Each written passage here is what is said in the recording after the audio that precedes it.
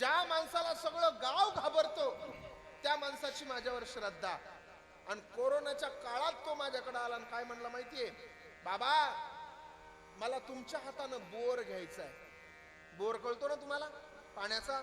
तुमच्या हातानं बोर घ्यायचा आहे. तुमच्याकडे ती पद्धत आहे का? नारळ हातामध्ये घ्यायचा आणि पूर्ण वावरामध्ये शेतामध्ये फिरायचं आहे ना? पाणी दिसतं त्या माणसाला.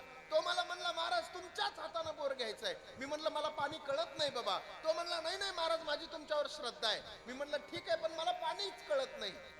पण तो माझ्यापेक्षा पुढचा होता. त्यानं हळूच 2000ची नोट वर काढली. अप्पा आता काय माझ्याकडं कोरोनाच्या काळात त्या 2000च्या नोटीकडे पाहून मला जिकडं बघाव तिकडं पाणीच दिसायला लागलं.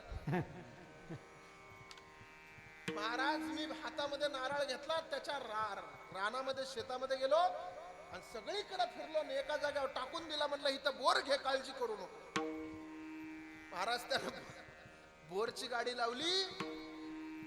रात्रभर गाडी चालली. 400 फूट बोर गेला. नुसता फुफुटाच लागला, पाणीच लागलं नाही. आणि 400 फूट बोर गेल्यावर पहाटेचे 4 वाजता तो गाडीवाल्याला म्हणला तू थांब आता मी आमच्या महाराजांना बोलून आणतो. तो पहाटे 4 वाजता माझ्या घरी आला आणि दरवाजा वाजवायला लागला. मी म्हणलं आता पहाटे 4 वाजता आलाय म्हणलं पाणी लागलं पाहिजे नक्की, कारण जर पाणी लागलं नसतं तर 10 वाजता आला असता. एवढ्या रात्री आलाय. मी उठलो. बोल बघता कशासाठी आला? म्हणलं महाराज रानात चला, बोरची गाडी चालू आहे. किती फूट घेतला? 400 फूट घेतला. लागलं का पाणी? चला म्हणे रानात. गाडीवर बसवलं आणि रानात नेलं.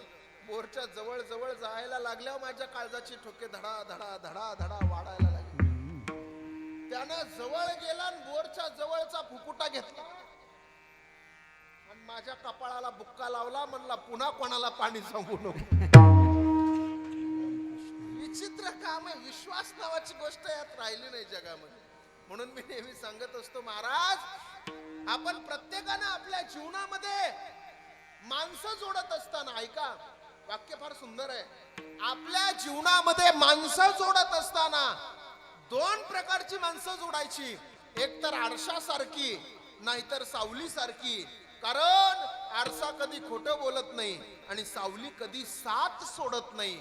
म्हणून सावलीसारखी नाही तर आरशासारखी माणसं आपल्या जीवनामध्ये जोडली पाहिजे. ऐका लक्ष द्या. म्हणून महिला मंडळ भजन म्हणायचं लाजायचं नाही. माझ्यासोबत सगळ्यांनी म्हणा नामदेव जनाबाई. जसा जीव चाललाय ना जरा मोठ्याने म्हणा मोठ्याने.